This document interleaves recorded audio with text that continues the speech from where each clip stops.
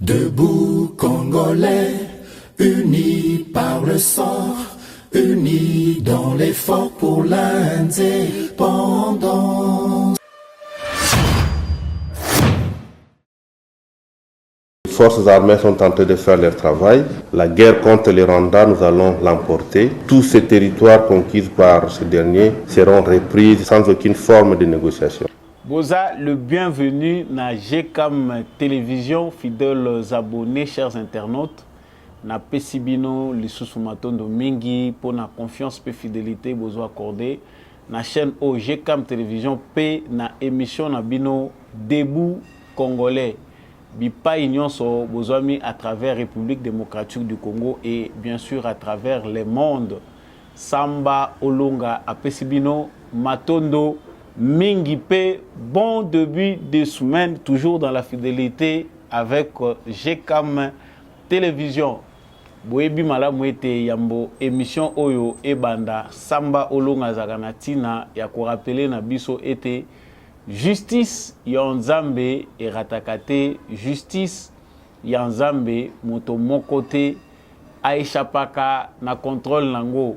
Soki yo kosalaka mabe omibengi yanke topé okanisi ke yonde muto za malin obatami bato muto aza komona yo te yebe ezali na muto oyo aza malin koleka yo yeba pe ezali na muto azali puissant koleka yo nyonso tokosalaka na se ya mokili oyo tokofutaka yango d'une manière ou d'une autre. Voilà pourquoi nous sommes priés à ne faire que du bien, parce que mabe et pour la gâter mabe ezakana lifuti même dans l'au-delà. Tango ko salaka mabe talaka pe avenir ya famille na yo ya bana na yo po bakokipe ko ya ko récolter fruit ya mabe oyo oza ko salaka na se ya moyo. Justice ya Nzambe irataka moto te boyebisa Kagame que justice ya Nzambe et ko finir par ko rattraper pe ko remettre ba pendule à l'heure. Voilà l'actualité de ce lundi. Je suis très rapide. Voilà, délégation à Conseil de sécurité qui na Katia République démocratique du Congo, basila ki bongo ko conclure oyo ezalaki tina ya boye na bango ba pesa ki conférence de presse kasi maloba ebimi na conférence de presse oyo et pesi lisusu ba congolais kokoso ezokisi lisusu mitema ya ba congolais nini oyo bango bazali koloba Conseil de sécurité na mongongo ya représentant français balobi na Congo ba gouvernant pe na ba congolais était n'attendez pas que les Nations Unies règlent des choses à la place des autorités congolaises. Le Conseil de sécurité appelle le gouvernement à assumer ses responsabilités. De l'autre côté, ils disent qu'il faut une négociation politique, une solution sécuritaire. N'attendez pas des Nations Unies qu'elles règlent les choses de manière magique et de manière instantanée à la place des autorités congolaises. Ce qui me dit qui mingi de la part des Nations Unies, yeba été et yanoba pesibiso yango wana etalisi été na ba solution aux Nations Unies aye nango sur base ya lecture au bazo sala. La situation sur le terrain, bango bazali ko proposer piste moko ya solution où ezali plus rentable pour na bango, c'est les dialogues, c'est les négociations. Alors, le Congo, le gouvernement congolais est-il prêt à engager des discussions avec les Rwandais? Tout de suite, il y a une réponse. Donc, on va se replonger à Watoyeba. Nini France azali penda ko luka na sima ya Nations Unies pour te dire que le Conseil de sécurité est géré par bango na ba Gabonais. Actualité na biso esuki wanati. Kaka na déception wanati toyeba yango ete malgré ba accusation nyonso ezali ko peser likolo ya Rwanda. Ndenge pe Conseil de sécurité azali ko affirmer yango que les Rwandais ils ont déjà bien notifié, ils ont clair que les Rwandais fait des incursions à la République démocratique du Congo. Cela n'empêche pas la FIFA, la Fédération internationale de football en association, d'organiser la 73e congrès, les 73e congrès, pardon, c'est 16 mars à Kigali. C'est que la Fédération congolaise de football association et koza pe attendu na Kigali malgré nyonso yo ba congolais baza ko sala to ba yango ke congrès ya Fédération internationale de football association et ko sale mandé na Kigali to kozonga penda pe na actualité wana to ba nini penda biso ba congolais sengeli tozala to sala. Les M23 se retirent de quelques zones de l'Est de la République démocratique du Congo, balobi na Makombo, na Mweso, pe na Kassira. Après avoir essuyé plusieurs défaites de l'armée congolaise, ba M23 baza kotika certaines zones bango balobi baza kosenga ete force régionale mingi ba Kenya ba occuper ba zone wana. Il faut renseigner ici que na kokima na bango bazali kokima na population moko eza kolandaka bango selon bango balobi population wana baza victime mingi ya FARDC yango wana bazali kotambola na bango parce que baza komona ke bisiko baza kotika la FARDC soki azali bazali na sécurité te. Nous parlerons aussi de cette actualité, nous parlerons du communiqué de l'armée qui dénonce des bombardements dans Saké. Dans la zone où il y a Saké, les rebelles, les betaki, les bombardaki à l'arme lourde, cela a occasionné des pertes en vies humaines. 6 personnes, jusqu'à là, bilan, il y a 6 personnes. 4 personnes, pardon, décédées et quelques blessés en entendant des conclusions. Toujours dans le cadre de l'insécurité à l'Est de la République démocratique du Congo, on signale, selon la population Kaminova à Massissi, un bateau rempli de militaires non identifiés ezali kopousa na pene kuna population de mutazali ko dénoncer yango bokozwa vidéo na kati ya émission Oyo et nos FARDC contrôle qui brise après la fuite de M23 tokolobelango toujours na kati ya émission Oyo toujours pe na émission Oyo le Rwanda accuse la RDC auprès de l'Union africaine. Pour le président rwandais, son pays a été exclu du sommet de la CEAC du 25 février tenu à Kinshasa. Sur ordre des autorités congolaises, Rwanda lobby que, en tout cas, baboya ki bango ba participer ezali violation ya droit na bango ya ko participer yango bango ba fundi Congo na Union africaine. Nous allons terminer par cette parenthèse. Vous voyez que marche Salemaki Mokolo, il y a samedi, il y a opposition congolaise. Selon Bango, marche na Bango, ils allaient réussi, mission accomplie, pas de morts, pas de blessés. En tout cas, marche Salemaki Kitoko. Nous allons revenir sur cette marche de l'opposition, le pourquoi de cette marche. Est-ce que Batenia qui a objectif na Bango, qu'est-ce que cela a apporté? Ils ont la parenthèse. Mais tout n'est pas est-ce qu'il y a une négociation secrète? Félix Tshisekedi serait-il en train de négocier avec Joseph Kabila, soi-disant une transition? Augustin Kabouya, secrétaire général de l'UDPS, avait démenti. Nous allons aussi revenir sur ces points avant de finir notre actualité d'aujourd'hui. Voilà, vous êtes là très nombreux. Na ba poste téléviseur na bino boza ebele boza na ba chombo na bino boza kozela actualité à Samba Olonga et si bandi. Merci na confiance au bopesa ngai d'abord à partir ya ville nini bino boza la FARDC na mutema. Mettez-les en commentaire. Ceux qui yo pesa mbala na yo à liboso rejoindre plateau ya ba éclairé debout congolais plateau Oyo to insistaka mingi sur patriotisme. En tout cas, vous êtes les bienvenus. Abonnez-vous à cette chaîne pour ne jamais manquer notre actualité. Surtout, partagez nos émissions. Vous êtes déjà nombreux à nous suivre. 28 000, c'est beaucoup. En tout cas, continuez à dire aussi aux voisins de s'abonner. Pour Bissonion Soto Zala, ba éclairer. Bendele Ekoyate, Bendele toujours l'icolo. Bissonion so FARDC. Namotema, je reviens à l'actualité. Tolobeli, actualité au Mingi Posweleka qui. Délégation à Conseil de sécurité à Nations Unies Kitaki Awa. Délégation au Ekangama et Kambami na France. Suivi du Gabon. Bango Bayaki, selon Badir na Bango. Pour s'enquérir na situation sur le terrain. Balobi, Koyo Kamakamuna Musika, Kozo ba rapport. Ezaki suffisant pour na Bango. Il devait descendre sur le terrain pour s'enquérir de la situation avant de sa point de vue na bango avant meka solution nini bango bakoki ko apporter pour na makambo ya Congo. En tout cas tu ebi ke koya na bango bakutani na ba animateur ya ba institution presque nyonso ya République démocratique du Congo, les principales institutions. Le président de la République Ayambagi Bango, ils ont discuté avec lui.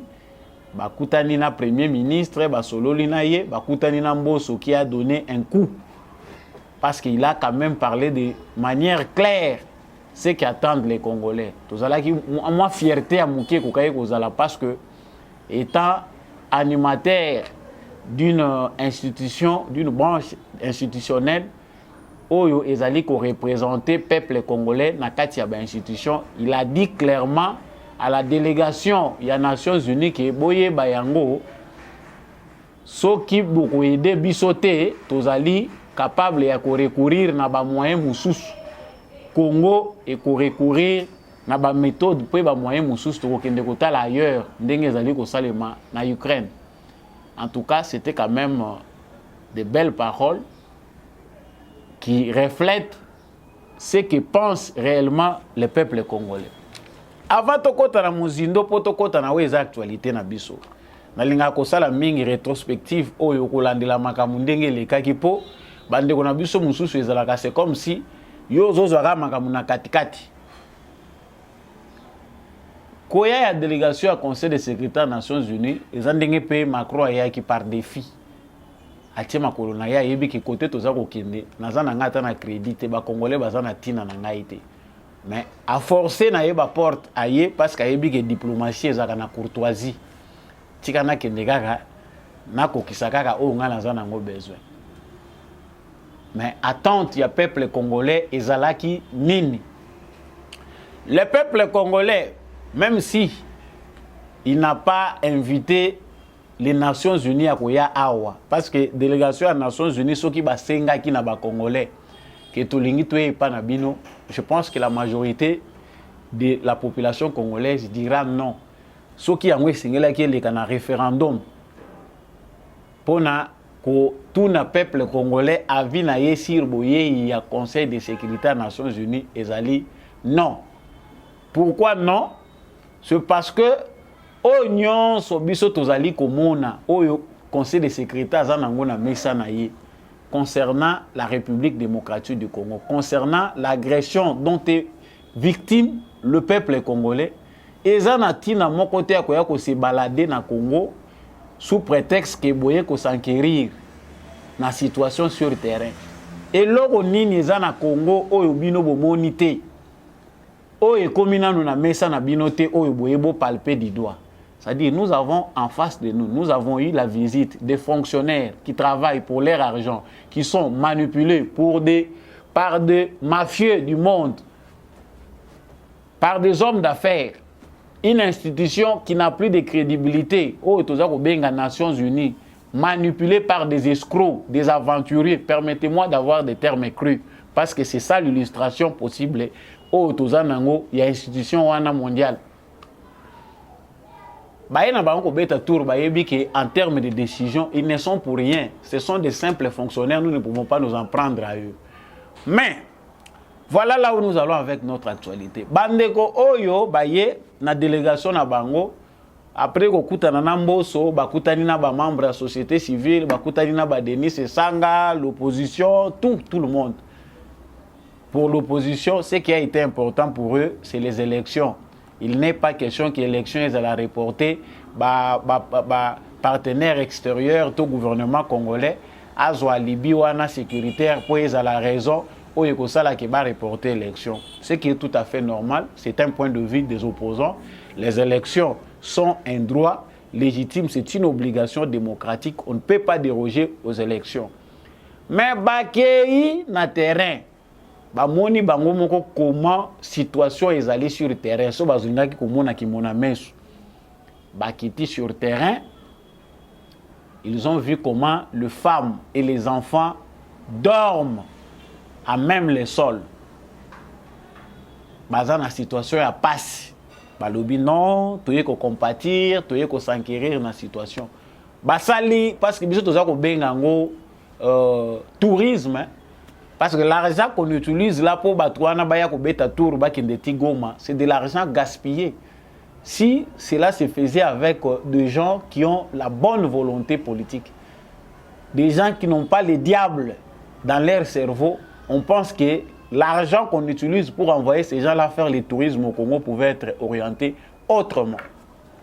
Mais baye bande konangai, ce qui est choquant ici, ezali ba propos au Tokoyoka pour une deuxième fois. Parce que Toko conclure pour dire que ce sont des propos venant de la France. L'ambassadeur français, les représentants français qui étaient dans la délégation du Conseil de sécurité des Nations Unies, Azoya Kopé sa conclusion naïe pour nous dire ce que les Nations Unies pensent faire après tout ce qu'il a constaté. Certainement, quelques mots nous suffisent pour comprendre que la France n'a pas besoin de la paix au Congo. Je lis d'abord une phrase. N'attendez pas que les Nations Unies règlent des choses à la place des autorités congolaises. Le Conseil de sécurité appelle le gouvernement à assumer ses responsabilités.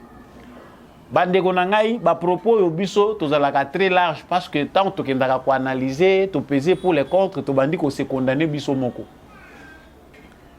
Le Conseil de sécurité des Nations Unies a fait le constat. Kaka na maloba na bango bazali koloba. Bango moko basali constat, ba lobby yango clairement que ESA aujourd'hui notifié, ESA connu que les Rwandais agressent les Congo. Les militaires rwandais font des incursions au Congo, pardon. C'est-à-dire, il est ici défini que le droit international est violé. Il y a une violation manifeste de la souveraineté de la République démocratique du Congo. Le Conseil de sécurité l'admet. Mais, malgré Bazali ko admettre yango, bango ba pointer gouvernement ya Congo Moussapi. C'est-à-dire, en quelque sorte, comme le rôle à Fayoulou qui crie l'incompétence du gouvernement congolais. Bango balobi, bango bako quitter, kozwa place ya ba autorité congolaise. Est-ce que le gouvernement congolais a demandé au Conseil de sécurité des Nations Unies de prendre sa place? Est-ce que la RDC a demandé aux Nations Unies que biso, en tout cas, tout ce qui est biso souveraineté na bino, biso gouvernement congolais to agir na place na bino? Ou le gouvernement congolais attend du Conseil de sécurité des Nations Unies des sanctions comme tout Congolais émanant de cette institution-là internationale concernant la violation du droit international par rapport aux frontières. Quand un pays envahit un autre pays, on voit ce qui se passe en Ukraine. Est-ce que Maloba Oyo yazali ko tenir? Je continue d'abord. Il dit quelque part que il faut une négociation politique, une solution sécuritaire. N'attendez pas des Nations Unies qu'elles règlent les choses de manière magique et de manière instantanée à la place des autorités congolaises. Moi, je n'ai vu rien d'autre que Macron répondre ses propres propos. Parce que ce que Emmanuel Macron a osé dire ici, en face du président congolais, devant le monde entier, il nous a insultés, il nous a minimisés. C'est ce que répète cet ambassadeur. Ndenge bozo mona photo na yewana arrogance au français bazanango ezali koluka kopelisa moto en Afrique, kopelisa moto na monde. Pouvez-vous imaginer l'ambassadeur français tenir ses propos en Ukraine? Est-ce que ma propos ya za ko tenir? Je vous laisse d'abord suivre cette courte vidéo, il y a 20 secondes, boyo kangombino moko et puis on revient. Les Nations Unies sont là pour aider. Il n'y a pas de solution magique, ce ne sont pas les Nations Unies qui vont régler toutes seules le problème, c'est clair. Donc il faut une négociation politique, il faut une solution sécuritaire, mais n'attendez pas des Nations Unies qu'elles règlent les choses de manière magique et de manière instantanée et à la place des autres. Chers frères congolais, nous sommes humiliés. Donc, la meilleure solution que nous apportent les Nations Unies, face au constat qu'ils ont fait de la violation du droit international, c'est de nous pousser à négocier. Ils disent qu'il n'y a pas de solution miracle. Awa miracle les athées, ne vous attendez pas qu'ils viennent faire ce que vous devez faire. Ce qui te rapproché, à propos, Toyoki à propos Macron à l'Obaki à la conférence de presse, le président Macron nous a dit que depuis 1994, vous n'avez pas été capable de vous assumer sur le plan sécuritaire, la souveraineté, vous allez qui n'a pas incapable. Macron a oublié qu'en 1994, Mobutu était président de la République. Il n'y avait pas encore du désordre à l'est de la République démocratique du Congo. D'où vient cette incapacité-là? Tout ça, c'est ma qui t'en déngénine. En 1994, vous avez eu votre complot, profitant de la faiblesse de Mobutu, qui était déjà miné à la population. Vous avez bousculé les portes de manière à ce que beaucoup qui s'appellent à Bino. Mais aujourd'hui, vous nous dites, nous sommes incapables. C'est-à-dire, les Nations Unies viennent de cracher sur les Congolais pour dire aux Congolais que vous ne pouvez rien attendre de nous. C'est que Bino Bokoki cause les côté des Nations Unies. Baza ko agressé Bino, biso to un miracle à cause de la binoté. Mais pendant que la délégation du Conseil de sécurité des Nations Unies nous dit ça, nous avons des militaires des Nations Unies sur notre sol et veulent nous dire que les militaires na bango bazaka wana pour la paix. La paix au bango bazako saleza bokangi ba militaire ya Nations Unies na collaboration na ba rebelle. Ba militaire ya Nations Unies lorsque la population a réclamé une action na bango, ils tirent jusqu'aujourd'hui tous attaqué na conclusion sur les morts de l'année passée, une trentaine de morts suite aux revendications du peuple congolais. Suite à l'attaque, la population congolaise balobi non, il faut tout qu'il y ait un siège, il y a bateau, il y a l'autre côté. Ils disent qu'ils sont venus évaluer la mission des Nations Unies. Suite nini ya kopesa nango, orientation nini ya kopesa nango. C'est vrai, l'agression de la RDC, la sortie de ces conflits ne peut être que politique et ne peut se faire que par des négociations. Bandeko ba propos yo eza très lourd, ceux qui te lobito creuser yango eza ti lobito continuer ko lobaka kaka. Le complot est déjà aujourd'hui établi, tout est clair et loba lumumba, le complot est déjà là. Eza le sous ya ko lobate, Félix Tshisekedi est un homme à abattre. Et les Congo comme le pensent les prédateurs, bato yo basala bisotos à la colonie na bango internationale, les gens qui ont siégé à la conférence de Berlin et pas Iwapi État congolais Botami, leur souci c'est de pérenniser la même culture, la même politique. Congo et Zanango gâteau ya mutu nyonso. Personne n'a le droit de nous empêcher de faire ce que nous voulons au Congo. Voilà le langage avec lequel nous pouvons interpréter comportement oyo bango bazako affiché. Quand on dit négociation, quand on dit dialogue, solution politique, on fait allusion à quoi? Un processus est en cours pendant que la délégation du Conseil de sécurité vient. Il y a un processus en cours qui a fait qu'on puisse réunir les différents mouvements rebelles à l'est de la République démocratique du Congo.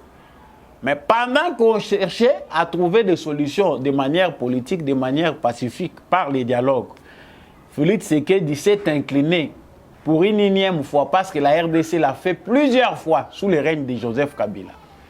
Koufuka Melakaba rebelle. Les dialogues intercongolais a réuni tous les mouvements rebelles à l'est du Congo. Si aujourd'hui l'armée congolaise a des problèmes, c'est parce que tous les mouvements rebelles, y compris rwandais, ougandais, tout ça, il y a pour inclure Bango dans l'armée congolaise, dans le service de la sécurité, dans le gouvernement congolais. La politique du Congo, la sécurité du Congo a été prise en otage par des rébellions. Aujourd'hui, nous avons même des rebelles dans la scène politique. Ceux qui sont congolais, ils ont une histoire. Dialogue intercongolais dans le cadre de résoudre des problèmes de manière politique pour favoriser la paix. et même la biso ba ancien rebelle ba comme ba politicien so yo tanga ka histoire te okota ka parti politique n'importe lequel tout na ba yebisa yo certains partis politiques viennent des rébellions, ils sont nés des rébellions. Ce que vous avez bébé oyebaki te kende ko tanga luka mikanda o tanga ba parti politique ebele tondiawa, ce sont des rébellions. Oyo ekufaka tango bakendaka na San Suiti et comment ba parti politique. Etienne Tshisekedi paix à son âme, le souci pour lui c'était que quand le peuple congolais verra tous ces rebelles, tous ces criminels au sein des institutions, lorsque nous irons aux élections à sanctionner Bango, Congolais mon côté a koki ko voter seigneur de guerre. Congolais mon côté a koki ko ndima ke akende na voix na ye akende ko pesango un ancien criminel. Félix Tshisekedi tango ayambi ba délégation ba mouvement rebelle na Nairobi tango aza ko sola bango na vidéo conférence à lobby o toza ko sala les ya sikate. Nous l'avons fait plusieurs fois. Mais cette fois-ci, au moins, nous avons tenté chance de faire binopo et aboutir. Nous avons été comme un rebelle. Nous avons été diverses raisons. Mais au moins, nous pouvons œuvrer ensemble pour qu'il y ait la paix. Tshisekedi l'a dit, en cachette, pendant ce temps-là, la France s'entretenait avec Kagame pour chercher comment amplifier le mouvement M23. Tant que de manière crue, certains cherchent des démonstrations. Le M23, c'est la France. Parce que ce qui justifie la résurgence de ces mouvements, c'est la France. Quand on analyse les propos d'Emmanuel Macron, on voit les comportements des M23, on voit ce que fait Kagame, on comprend clairement que la France est derrière Paul Kagame, la France est derrière les mouvements M23. Si il y a une négociation, certains Congolais, je ne sais pas si nakati bisika o biso ba cerveau na biso ezali, nakati ba cerveau na bango nini ezakuna. Les Congolais qui acceptent ce plan-là macabre, il y a qu'on négocier. Non, il faut savoir négocier. Ça va mal. Bango pe baza ko adopter terme wana, balobi il faut négocier. Négocier avec qui, comment? Ce sont des simples questions qu'il faut se poser. Mutuna mutako ko zwa big stylo nanda kuna ye. Akomi atie ango papier okomi tango baza ko yebisa biso to négocier. Na négociation bakendaka ndenge nini? Tozo négocier na nani? Muto toza ko négocier na ye aza ko luka nini biso to ko pesa ye nini. En face de nous, nous avons le Rwanda et c'est bien notifié, les Nations Unies c'est que c'est le Rwanda qui agresse le Congo. Le M23 est un mouvement soutenu par le Rwanda, c'est l'on va dire na bango. Biso to yebi que M23 est une branche armée à Kagame. Bon, et ils reconnaissent ça, ils nous disent de négocier. Qu'est-ce que nous avons en échange à donner à Kagame? Parce que les Nations Unies ont fait que bango bakoko kana bango te. Bazani na manduki, bazani na ba moyen, bango bakoko jouer rôle te à gouvernement congolais. C'est qu'ils sont pour la balkanisation. C'est qu'ils soutiennent ce que Kagame fait, mais ils n'ont pas de raisons sur le plan du droit. Parce que Aouelo et Kangi Bango, c'est la diplomatie de Félix Tshisekedi. Dans le contexte du droit, la RDC a raison sur le plan international. Mais Bopé Sabiso droit Nabiso et Komingambo. Ils ont pour la communauté internationale. La démarche de Tshisekedi est une démarche non violente, est une démarche de paix. Moutoumokota ko condamné Tshisekedi Outa Bandaki exercice ya mandat naye na janvier 2019. Oyo a koti officiellement en exercice. Yaba fonction naye. Tshisekedi a été toujours pacifique, Tshisekedi a toujours respecté les droits, Tshisekedi n'a violé aucune démarche. Si les Nations Unies, oyo azana mukili azako veiller pour na makambo etali droit international, aza incapable ya ko rétablir droit. Mais aza au moins capable ya ko condamner Russie na dossier ya Ukraine. Baza au moins capable ya ko fournir minduki na Ukraine parce qu'aza ko défendre souveraineté na ye. Baza prêt à apporter aide. Toi ba yango soki toza révolté te c'est que na no comprendre de l'autre côté. Soki yo moni ko za ko se préoccuper mingi pour na lipa na yo kana bana na yo un jour et ko frapper pe na lipa wana yo za ko s'assurer na. Nous sommes considérés comme des sous-hommes. C'est qu'il y a un problème de race ici. Biso lokola toza bamboa bakoyi kotala biso te. Il faut ils craignent des à la concentration na bango et ils ont même le courage de traverser des frontières de milliers et des milliers de kilomètres pour venir chez nous insulter. Ça, normalement, et loko bango basali, il n'y a qu'à s'en suivre na ba violente manifestation. La population congolaise ne peut pas accepter d'être tout le temps insultée. Macron vient, il nous insulte devant notre président, bien qu'il a été recadré, président Zongisi Nanzela, avec une logique pacifique. À pécier les sommes y a dirigeants matures. Mais les mêmes propos de Macron, plein d'orgueil. Il y a mon professeur Azo Yako pesa bana classe na ye Azo pesa bango cours. Yango baza ko répéter na ambassadeur na ye. Quelle arrogance! C'est que à quitter si na ye institution munene ya monde batu bako espérer à la kisi penda que ça ne sert à rien. Les Nations Unies ne servent à rien. Que le gouvernement congolais prenne acte parce qu'on ne peut plus supporter. Bango balobi mitoka wana ya pembe vous monez bien en blanc. C'est uniquement pour la paix, maintien de la paix. Vous maintenez avec quoi? Vous maintenez la paix. Na col pastoral ou bien vous maintenir paix nanine. Que le gouvernement congolais soit conséquent. C'est ici qu'il faut noter. Comme les Nations Unies ne servent à rien. Bakanga bisaka na bango bakende na kimia. Mais c'est là les pièges qu'ils nous ont tendus. Ils veulent les chaos. Négociation, le rôle à Baseli, Gome tomber, bah échouer. Parce que la mission ici, c'est de faire tomber Goma. Même la mission humanitaire, na bango, ils ont tamboula na ba renseigner na bango, si la mission qu'ils ont Goma est tombée. Comme ça, ils vont négocier. Comme Tshisekedi refuse de négocier. Ils ont bimana munoko ya ba diplomate. Nous, peuple congolais, qu'est-ce qu'on attend? Ils ont bitumba ya Tshisekedi te, ils ont bitumba ya Mabele. C'est la guerre des minéraux. Le monde entier aujourd'hui a les yeux rivés sur les minéraux stratégiques. Et l'euro va comme outre la balkanisation depuis longtemps, plan à Bango ya Bandakala, outre les pillages à outrance, Ezali, Don Yasikawe et Bimi. Ba minéraux nyonso ya Mukili, Bolanda Sarkozy bien. Hein? Les biens nyonso utiles ya Mukili. Les biens communautaires, j'ai cherché beaucoup cette vidéo là, on a balancé bino angoli sous. Où Sarkozy pense que bah bien nyons sont utiles, il y a humanité, il faut les la mise ensemble sécurisée pour les biens de l'humanité. Après avoir détruit le monde, on veut maintenant créer une communauté. Mukili Mobimba eza globe politique ezali que bisika ba minerais stratégique ezali bison sozo kende ko sécuriser yango. Bisika oyo yo zambe ezali lokola yango nde mutu eza ko batela bison sozo kende ko sécuriser yango. Yango na lobaka bolobi samba olonga bakosala yango te bobunda to bunda. Mission ya ba mondialiste oyo mission ya ba démon oyo ba démon oyo ba simbi mukili baza ko mibenga ba décideur baza ko mibenga tout ce qu'il s'appelle là mission na bango yango. La guerre ici maintenant c'est la guerre des minéraux stratégiques. Chacun veut sa part. Biso toza ko bondana to lobi. La France est derrière Kagame. L'entêtement de Kagame s'appelle la France, s'appelle Macron. Tu sais que du logo là, il faut négocier. Et négocier, vous savez, ça veut dire quoi?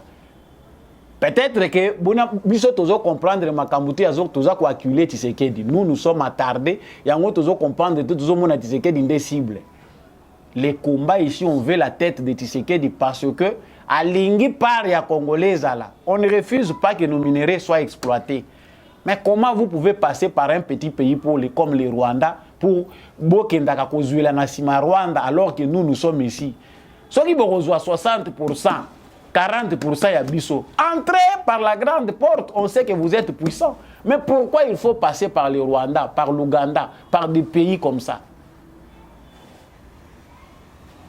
Ceux qui sont solités, au Kanitiango les habitumba Tshisekedi, bako saka on a ba information parce qu'aujourd'hui s'il faut aller dans ba termes techniques, il y a ba spécialiste information la communication, non, la surinformation, hein, l'info bésité, hein.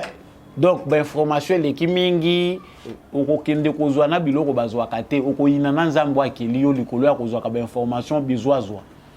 Donc, pour mettre fin à cette parenthèse qui concerne la conclusion des Nations Unies, nous devons nous prendre en charge. Prenons-nous en charge, chers Congolais. Les Nations Unies démissionnent. La mission à Bango, na Congo. Ils mettent le gouvernement congolais dans la responsabilité. Macron, devant Tshisekedi, a tenu le même langage pour dire que vous n'avez pas été responsable vous-même. Vous ne vous êtes pas assumé. Qu'est-ce qu'ils attendent? Qu'on fasse la guerre au Rwanda? Je pense que nous avons toutes les conclusions possibles à notre portée. Et ça, c'est que la RDC s'assume. Franchement, moi, je suis prêt aussi à Simba Mandoki. Et c'est ce qu'il nous faut faire. Na point où phase autre commis. Au moins, non, la RDC ne doit pas collaborer avec les groupes armés. Chers frères, membres des groupes armés, ce n'est pas le gouvernement qui vous dit, ce sont nous, vos frères, qui vous disons abandonnez les pillages, travailler dans Simabato. Si vous avez les armes en main, défendez votre pays. Oh, bah, maï, oh, bah, résistant, FARDC, c'est ce qu'on a sur les réseaux sociaux. Suivre ce que les Rwandais disent. Ils ont maintenant peur que le mouvement entretenaki, les Congolais va s'unir. Ce dont ils ont peur, c'est l'unité des Congolais. Arme muneno ba komi kobanga eza unité ya Congolais. Yo za Congolais, oza na munduki, oza na zamba, olobite nga nazo bundisa ba fulero, nga nazo bundisa banande, nga nazo bundisa banani, ba Rwandais bazo ko boma bino nyonso bazo pona te nande te unde te, tembo te. Bazo landa ba ouvira te. Ça ne se comprend pas. Vous, Congolais, vous êtes en train de vous entretuer. Un étranger vient à vendre les minéraux à exploiter en gros.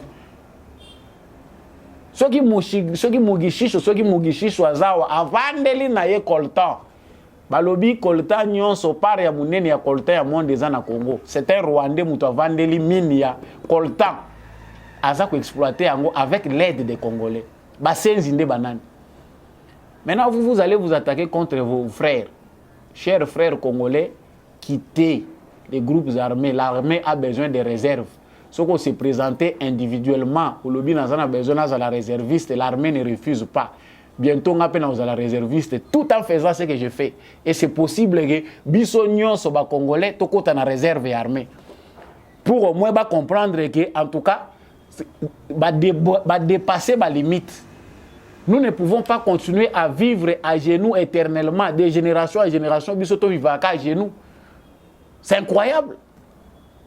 Quel peuple qui peut accepter une telle humiliation? Donc, Congolais, même Nyama se révoltaka. Alors vous allez me dire non, résistants, bananité, oh les FARDC sont en train d'appuyer. Les Congolais sont dans le droit d'appliquer la légitime défense. Tout Congolais a le droit. Et ça, les ministres de la Défense, c'était dans la Constitution de Malam. Tout Congolais a le droit de défendre l'intégrité territoriale de son pays si son pays est menacé. Allez, Bangonyon soit bazo monangote, ba lobina FARDC, azako recruter ba groupes armés, ba lo ba service et loko bazako banga boye ba kezo ça la force na biso. De toutes les formes, soutenons notre armée, soyez derrière la défense de l'intégrité territoriale. Réunissez-vous. Réunissez-vous. Et cela ne doit pas se faire sous l'impulsion de l'armée. Armée. Non, ce n'est pas à l'armée de vous soutenir. Vous êtes Congolais, vous avez les droits. Et ça, droit na bino ko défendre, ma belé na bino bako ko na bino batike na bino. Nous avons dit. Pendant ce temps, la FIFA, pour ceux qui ne connaissent pas l'abréviation, la Fédération internationale de football association, politique, ils ont mis en balle. Baloyo, ils ont dit que milliers, il y a des milliers, il y a des téléspectateurs, il y a des fans à travers le monde. Ils ont dit que loko et comme la batukimia et comme instrument. Na maboko ya ba prédateur, ba capitaliste ba réduire même divertissement et comme politique. La FIFA ba poni na bango mboka mususu te. Ba lingi basala congrès na bango, congrès ba organiser le 16 mars. je ne sais pas si c'est un jeudi, le 16 c'est un mercredi ou un jeudi. Le jeudi, bango baponi destination na bango place bakende kosala congrès na bango ya FIFA Rwanda na Kigali.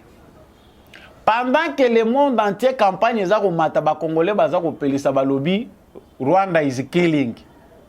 Don't visit Rwanda. La FIFA accepte de venir valider, venir faire ce congrès-là dans un pays ya mutoyo, aza criminel, aza ko agresser mboka batu, aza à la base ya ba massacre, aza à la base ya ba viol. Mais ça doit interpeller les Congolais. Ça doit nous pousser davantage à nous mobiliser. Je pense que le monde sportif congolais doit s'élever face à une telle injustice. Comment on peut aller organiser un congrès de la FIFA dans un petit pays qui n'a rien à voir championnat à Rwanda des Alakandingini? L'équipe nini à Rwanda et mon en Afrique tant bazako beta. Qu'est-ce qu'il y a de meilleur du football au Rwanda? Quelle organisation ils les amènent kuna? Et là on nini bango bazolu kabaki ndeko sala kuna. C'est-à-dire ezali instigation moko ya ba homme politique. Batu ya mbongo, ba entreprise na bango wana lokola batu ya or, ya coltan, bazali derrière le football bango mutu batiaka bambongo na bango na sima pour financer les équipes, faire ce qu'ils font. Ils ont besoin de soutenir Kagame derrière la FIFA. Ça doit révolter tous les amoureux du ballon rond. Bino batu bolingaka football, sachez que politique et baby signons. En commençant par la Fédération congolaise de football en association, les sportifs congolais. Ba beti nyonso ya ndembo ya Congo, il faut côté les mains. Politique, kolongola politique, koloba football ezali politique ete. Batiki la batu divertissement ezala kimia. Comment on peut aller organiser un congrès dans un pays criminel? C'est qu'ils ont l'intention de les soutenir, de marcher avec lui. Nous avons dit, chers Congolais, tant que nous avons la mobilisation, nous avons pensé à parti politique, nous avons pensé à personne. Nani a la liboso et vous avez un avantage yanan. Chers frères Congolais, quittons les divisions. Vous êtes à l'extérieur comme à l'intérieur. L'air est grave. Ils veulent nous faire croire que Essengelito baisser les bras et comme il m'a cassé pour les Congolais naturellement. Un défaut est belé bazanango. Ce qui est indi au moni bazongi sima. Tant au mona kabaninga ba tele makamakasi ce qui est indi ba bazaka ka soki ka ba tcheki ba gangi au moni bango bazongi batiki. Ah eko simba nango lisusu te. Moko azobenga ngawa andeko ba kozwa kaka parti ya mabele mboka eseke tala raisonnement. Donc pour vous quand ça devient compliqué ouangani ki congolais yo zongi simo lo bimbo keke. Pas si na biso ba congolais c'est que to ko garder pression tamulaité. To ko ki kozala liloba moko tango nini. Nous notre travail est à koloba to lobi na bino. Les M23 se retirent de quelques zones Batanga Makombo, Mweso, et puis on passe. Bango balobi, conformément na calendrier Pesamaki, bazana kati ya ko longwa na bazone, ko se retirer na bazone oyo, bango baza ko occuper pour na kotika ngona maboko ya force régionale, ya communauté des États de l'Afrique de l'Est. Bango bazana besoin de que faire de ça occuper ka bazone wana.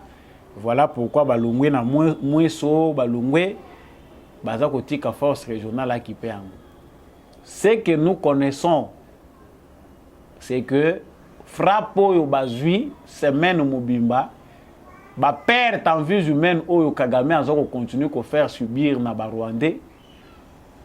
Yango nde mutezo sala ki bakima onoté tozako tika ngona maboko à force régionale. Pourquoi les M23 doivent violer les cessez-le-feu pour chercher à conquérir des territoires pour enfin demander que force EAC va occuper en gros? Quel plan se cache derrière cette aventure? Nasi la loba likambo banda kala naza kotalisa ngo na lobby. Bitumba eza kosalema na cadre ya solution eza proposé na région. Na cadre ya EAC. La France veut que makambo yo e baluka contre biso. C'est-à-dire tango ba militaire wana bakoya ba balo la mission na bango e koma makambo mususu. C'est ça l'objectif de la France. Ceux qui totalisent désordre et continuent à faire. Les présidents africains sont comme des enfants, ils aiment bien être instruits, ba orientés à bango, ba imposer à bango makambo. Au moins il y a bâti choc on dirait baza ko sangana pour ba trouver solution ndenge baza wana solution zo wuta na bango. Alors que il faut que Macron téléphone le président burundais abenga oyo pour qu'il y ait des injonctions pour biso tout monde na makambo sur terrain. Les Congolais qui sont dans la franc-maçonnerie, na komi ko lobabilo mususu awa yango te ba Congolais boza na franc-maçonnerie, quitter la franc-maçonnerie, ça ne profite à rien au Congo bobima kuna. Pour kuna pe bazo continuer ko exploiter bino bozo bima ba sensi. Les francs-maçons baza ko arranger pa na bango kuna na France. Pourquoi les maçons denge ba benga ka bango na ba français ne peuvent pas accepter qu'une partie à France et kende. Pour ani baza ko pesa indépendance té na ba o wana kuna baza ko réclamer kuna.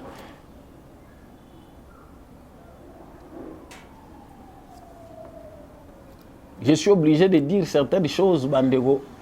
Bolimbi sangai, s'il y a des maçons qui me suivent, franchement, c'est vous qui continuez à être lâches. Quitter ces loges là, ça ne profite pas. Ba M23, ba comme si terrain, j'ai à ping-pong. Toute la communauté internationale s'agenouille devant un mouvement rebelle. Agenda ba pesa ki toza na mois de mars, hein, le 13. 100 millions et c'est qui pour la force kenyenne. Bango pe kuna balobi ke c'est le seul pays où yazo chambongo na yepo na ba militaire na ye. Ezaka à Kenya. Les restes des pays bazo tindaka ba militaire. Mbongo bachaka te mbongo, il faut mobiliser les partenaires. Mais cette solution que vous nous proposez, c'est pour nous amener où? L'objectif qu'ils ont, c'est d'amener les chaos. Bâtir la biso chaos na est et à Congo, ces chaos-là va les aider à appliquer ce qu'ils veulent. Mais laissez-moi vous dire une chose. Derrière les chaos qu'ils cherchent, il y aura une surprise. Congo est qu'on surprendre Bango. Parce que ça, même la télévision, on ne peut pas orienter nos analyses dans le sens où de peur de servir aussi les ennemis là. Mais ils ont la surprise, ils ont inattendu. Loin de nos pensées, de nos calculs. Oyo ko bousculer Bango, ils seront bouche bée. La leçon est congolaise. Félix Tshisekedi a été une surprise mondiale, nationale, continentale. Il y aura encore une surprise.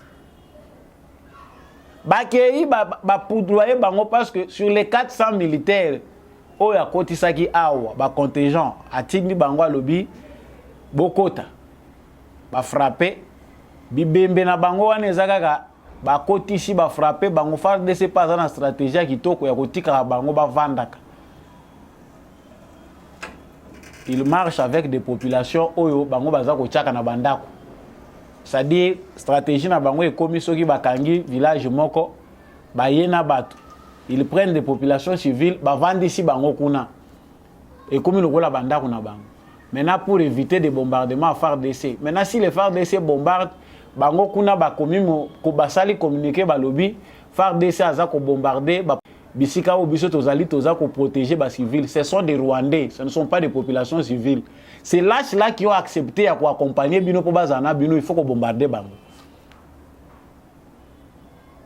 Ils vont maintenant se cacher dans des maisons. Non, il y a une forte population. La population, les Congolais, lorsque une zone tombe entre les mains de ces M23 là, Bazako Kima, pour aller là où se trouvent les phares de ces places.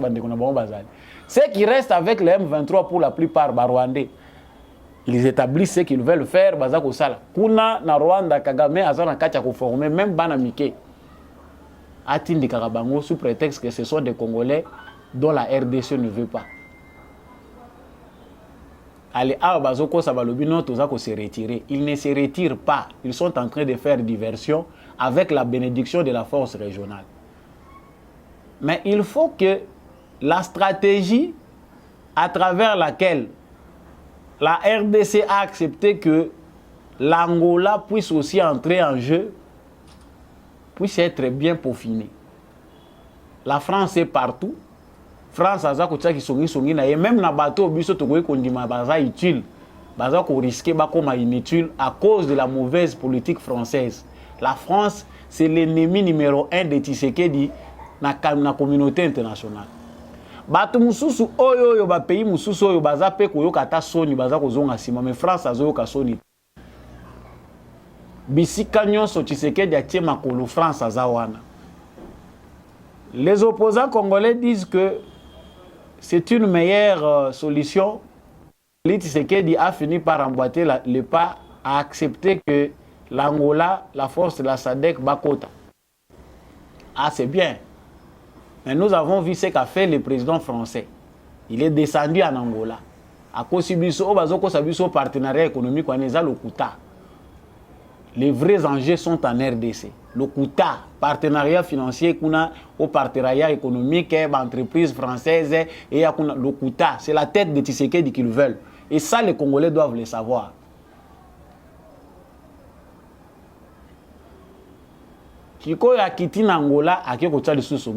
Toutes les organisations régionales,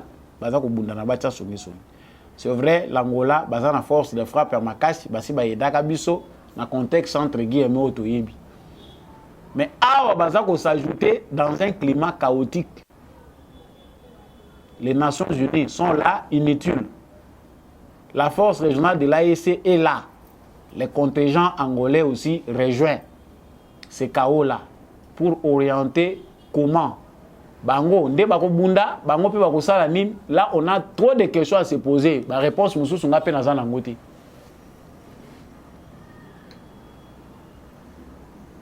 Là, la RDC doit faire très attention. Nous savons que la surprise est là. Parce que notre diplomatie a aussi en quelque sorte makamunango pe à secret. Nous ce que l'Obama a tenu toujours ça la analyse. Avec nos analyses, avec nos réflexions, on se limite quelque part. La vraie marge de manœuvre est entre les mains du gouvernement congolais, est entre les mains du président Félix Tshisekedi. C'est lui qui sait les vrais enjeux que les Congolais ne permettent pas, qu'ils ne peuvent pas être dits à la télé. Mais on sait que c'est dur. Awa basangani nyonso bango nyonso bakoti kuna batondi. Tu éviter après quel contingent burundais c'est bakisamaki. Awa Angola pas à rejoindre. Si la volonté est là, toutes ces forces vont mettre à genoux les Rwandais. Pas les M23, mais les Rwandais. Ils vont libérer les Rwandais. Les Rwandais. Il y a possibilité que malgré cette manœuvre qui veut que toutes ces forces soient au service du mal, se retournent pour être au service du bien et que le Congo ait la paix. Ba force sur le terrain, avec la pression des Congolais, la mobilisation de tous les Congolais, ba force soit nous la Rwanda. Et c'est l'analyse logique que nous avons. Celle issue est Zande Yangoana.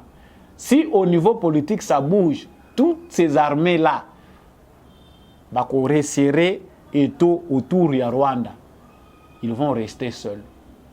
Et rassurez-vous que la raison est dans notre camp. C'est nous Congolais qui devons réfléchir que ils en a à répit à Tamukete. Il faut que ça chauffe davantage. Si les Nations Unies ne veulent pas opter pour la solution que veulent les Congolais, Batika biso to yebindenge ni négocier. Nos FARDC contrôlent Kibirizi après la fuite de M23. Donc, sachez que l'armée aussi fait son travail. Hein. Bango balobi na biso, armée na biso elobaki te ke bango baza kanga maboko basengi armée li bande ya ko aider bango. Non. Malgré l'infiltration, les fils et filles des Congolais sont en train de sacrifier leur vie pour la cause du pays. S'il vous plaît, bino batubo kritikaka. To soutenaka mingi armée. Critiquer nos politiciens, mais ko critiquer mutoyo aza ko lala na zamba zo betela mbula te pona ekolo. ba traître il faut ko boma bango mais muto aza ko lala na zamba pona mboka nous avons toutes les raisons possibles ya ko soutenir Batouane. L'armée dénonce des bombardements où il salemaki mokolo samedi na Sak après M23 ça l'aventure na ye communiqué ils a communiqué armée où baza ko dénoncer les sous violation à cesser les faits. En tout cas s'il vous plaît armée na biso pe ba communiquer comme ko yé belé, il faut certainement trouver une autre façon de communiquer de manière brève.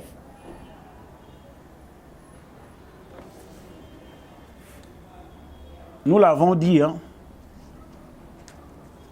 Et les Rwandais accusent la RDC auprès de l'Union africaine pour le président rwandais. Son pays a été exclu du sommet de la CAC du 25 février tenu à Kinshasa sur ordre des autorités congolaises. Sommet moko esalemaki awa CAC, Rwanda participaki te, ministre na bango azalaki te. Je pouvais avoir une photo. Na kwa ko kangango na ebité soki pano wana basi balongolaki na ba participants elongi Kagame ezalaki. C'est ici à Kinshasa. Mais le Rwanda accuse le Congo. La guerre est diplomatique. Mais nous allons vaincre par la mobilisation. Et loko yo bango ba yebi malamu ezali que il faut mensonge et primer. Mensonge et longue vérité. Le Rwanda veut créer des alibis et kosala ke bayo ke la bango mawa ba kipe bango pe ke kuna batu bazali. Tout ça ce sont des mensonges montés en toutes pièces pour trouver une raison où ekoki kosenga ke na Union africaine to wapi ba kote la pe Rwanda. Tozolo ba biloko nyonso pour ba congolais to comprendre makamuni eza koleka. Et ça, je parle en passant, un bateau rempli de militaires non identifiés à Minova, na Masisi. C'est la population qui dénonce. Vidéo amateur, vous pouvez suivre cette vidéo et puis on revient.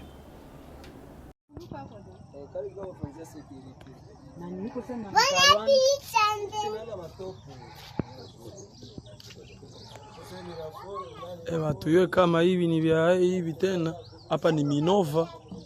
Hapa ni Minova, atuye kama ava ni basoda ba wapi venye wanakuya. Atujue. Nikuomba sana atuye kama ava wanatokea wapi. Hapa ni Minova. Hapa ni Minova, atuye kama wanatokea wapi. Atuye kama wanakuya fanya nini. Tuombe sana vraiment, tuombe sana. Hii nani bato?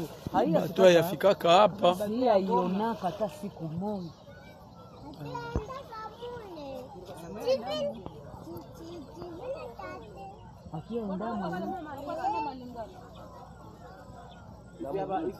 Donc atuye kama ni bia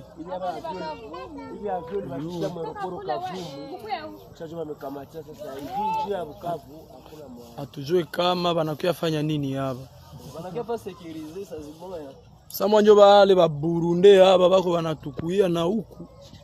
Atuyue. Wala bale wenyewe walisema sasa batakuya tusaidia. Hii ni msaada. Mimi bana susi hapa sasa mwenye hapa. Jua kwa nani bale bale kawa tu.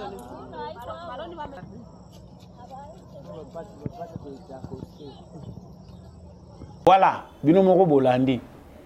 C'est partout qu'on est en train de tenter de déstabiliser. Ceux qui bakimi kotoyo, bazoluka ba déstabiliser kotoyo. Ceux qui bakimi kotoyo, bazoluka ba déstabiliser kotoyo. Je répète mes mots de manière spectaculaire avec la force des Congolais qui comprennent. Et les surnaturels, la communauté internationale va rejoindre le peuple congolais. Retenez autres, ceux qui ont des choses à se lasser, aux fatigués, il y a des choses qui ne se disent pas comme ça. Mais peu importe ce que Kagame peut faire, la communauté internationale finira par rejoindre le peuple congolais. Et ça, la pression est de manière où il y a des gens qui bato baza causer la guerre. Mais ça va passer dans la paix. Démonstration de force, c'est que ça les mais bitumba wana ils ont une raison d'être nangote. Voilà pourquoi et comme le rôle à Tozako prêcher, mais il faut voir très loin pour comprendre ce qui va se passer. La honte est dans les camps de la communauté internationale et de ceux qui sont derrière ces complots internationaux contre la RDC. Narobaki Tokosuki sa awa na mituna botuna ki avana kende makambu ya marche ya opposition, négociation secrète entre Joseph Kabila et Félix Tshisekedi. Augustin Kabouya rassure, il demande pas de négociation avec Joseph Kabila. Ce qu'on a mal de positionnement, on a causé là que na se positionner au lobby Tshisekedi na Kabila ba négocier. Mais finalement il faut tout se poser la question. Même lui Félix Tshisekedi quand il va aller négocier na Kabila, c'est pour nous faire rentrer mais où? C'est ça pour tout ça la nini. Les kabilistes oyo batikali na boatu bazana ba fantasme na bango, bazana ba illusion na bango. Bazana makambo bango bazako luka et pour ba survivre politiquement. Quand tu as inventé négociation secrète pour Kabila simbi nini basala nini. Kabila ne peut pas aider le Congo parce qu'il n'est pas congolais. Et ça makambo photo lobak. Ba congolais batikali bazo diembela Kabila parce que ba yebi que vie oh bango ba benga ba gagner vie. Ndenge bayiba mbongo mboka basala ou bango bakwa ko sala, c'est grâce à Kabila qu'ils l'ont fait. Voilà pourquoi ils doivent la loyauté à Joseph Kabila. Ceux qui ont vu que basi balia na 24 basi bazwa elar na bango. Bazongi ba congolais ba komi ko luka ba kende ko survivre na union sacrée ou bango bazomona et comme esika na bango ba kende ko batama. Mais dire que Kabila il faut encore négocier avec lui. Toyebi que l'économie congolaise est prise en otage par des sociétés créées par Kabila, en tuant les sociétés de l'État congolais. Yango ndi muteko pousser ba négocier na Kabila. Toyebi pe que le M23 c'est aussi Kabila. Parce que toyebi bien, le président angolais a montré à Félix Tshisekedi clairement, Joseph Kabila est aussi derrière le M23. Survie politique ya ba kabilisto batikali na Kabila. Maman ro pa yebi yango ezali kozala na sima ya M23. Seule arme où etikali na bato baza ko mibenga ba vrai opposant à Tshisekedi, c'est l'insécurité. Vous verrez pourquoi makambo ba élection baza ko lobomoni ba musu baza ko tâtonner, ils n'ont pas besoin d'élection. Lorsqu'il y aura insécurité, ceux qui to singi que to glisser ba ko pesa biso ba poste politique. Mais rassurez-vous, naza ko zongela kalisu ba mo wana. Les pouvoirs donnent toujours une longueur d'avance. Kabila zaki mayele te koleka Tshisekedi. Tshisekedi pa uti na école oya ye. Vous pensez que les cadeaux ba kopesa bino.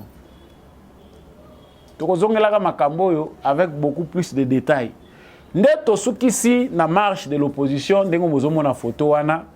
Marche yango oyo opposition congolaise, Martin Fayulu aux côtés de Matata Ponyo. Oyo soki tokoloba nini insalamable insalami.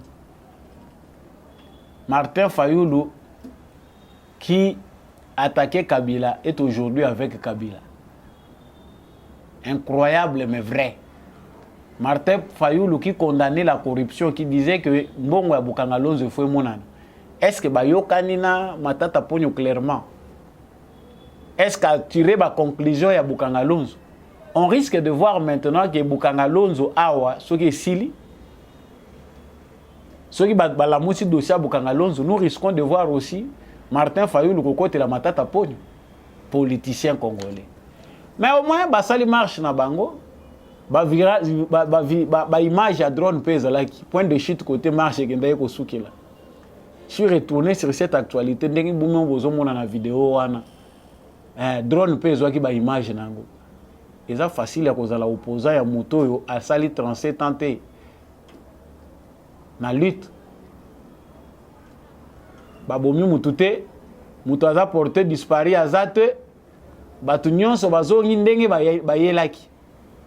Pas d'arrêté, point de chute, bo chute na bino pe bien. Bo sali pe meeting na bino bo simi nzela bokei. La police na biso eta na ba lacune, mais au moins ba respecter Martin Fayulu. Cette fois-ci on lui a pas mis des doigts partout. Cette fois-ci, l'élite, on m'a mis les doigts. Parce que vous êtes respectueux. Cette fois-ci, on ne nous a pas injurié, bololé, tout. Cette fois-ci, c'est salamité. Félicitations à la police. Lui-même, Martin Fayou, a félicité la police. À l'objet, en tout cas, Bassali Moussala Vito.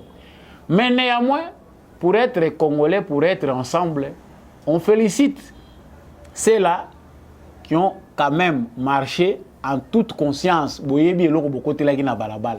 Si c'était pour soutenir nos phares DC, bravo à vous. Mais si c'était pour être derrière des visages des malfaiteurs, vous avez perdu votre temps. Voilà, Tokomi Nasuka, il y a actualité na biso ya mukolo lelo lundi. Na yebi ke boza ebele boza kana sima bitando na bino pona koyoka samba olonga. Samba olonga okitisaka biso mutema. Naza wana ka pona ko rassurer bino tema pona ko révolta ka bino pe lorsqu'il le faut. Quand ça ne va pas, ça ne va pas. Quand ça va, ça va. Il y a de l'assurance dans la mobilisation des Congolais. Continuons à être mobilisés vraiment sur ces plateaux très très patriotiques. J'ai fait un appel à tous les jeunes, sans distinction de tribus, sans distinction de quoi que ce soit, parti politique ou quoi que ce soit, à travers le monde entier. L'avenir est entre les mains de la jeunesse. Ce qui bat époque à Kassavou, Barataki. Ce qui est époque à Mobutu, Barataki. Ce qui est époque à Kabila Mouzé est raté. Nous n'avons plus des excuses pour nos enfants et nos petits-enfants. Il est temps pour mettre fin à cette lâcheté légendaire qui fait des Congolais des citoyens de basse classe, qui fait de la nationalité congolaise la nationalité la plus honteuse de la planète. Oui, comme il y a que ceux qui ont demi d'écart, papa a 50%, ils ont préféré à s'appuyer dans la nationalité où il y a Moussika qui est à Congo. Parce qu'être Congolais devient une honte. Il nous appartient, nous, à déterminer ce que sera l'avenir. C'est vrai, Dieu est derrière nous, tous ensemble la micolonion, c'est à nous de nous battre, c'est à nous d'être sérieux dans ce que nous faisons, en changeant nos mentalités, en aimant notre pays, en nous aimant entre nous les Congolais. Ceux qui ont linga libanais ou les Congolais, ils ont commettre péché. Ceux qui ont bangote. Nous avons dit, merci Mingi Nandekombi à chaque fois que na sima caméra Oppo etando oyo. Émission Oyeko Manabitando Nabino, na Pessi Matondo Mingi, n'apôtre Gérard Kabea, merci Mingi na Maman Thérèse. Je remercie l'homme de la vérité des urnes, Jean-Louis Timbalanga. Je remercie monsieur le maire adjoint, Boniface Mpunga. Merci Mingi na Maman Lisette Mongendou, Maman Bilonda. Je remercie toutes les mamans qui nous suivent en ce mois de mars pour appuyer à debout congolais. Sans vous citer des noms, Boza, Ebele, Bolingaka Mingi, Samba, Olonga. Pour un éclairage utile, je vous porte à cœur. Bon, continuez à comprendre ma valeur pour la femme congolaise. Aussi, ma bende les poètes. FARDC, Ekoyate, FARDC, ils ont toujours l'icolo. Moi, je vous dis au revoir. Je vous souhaite encore une fois de plus bon début de semaine. C'est dans l'unité et dans l'amour que nous allons reconstruire notre très cher beau pays.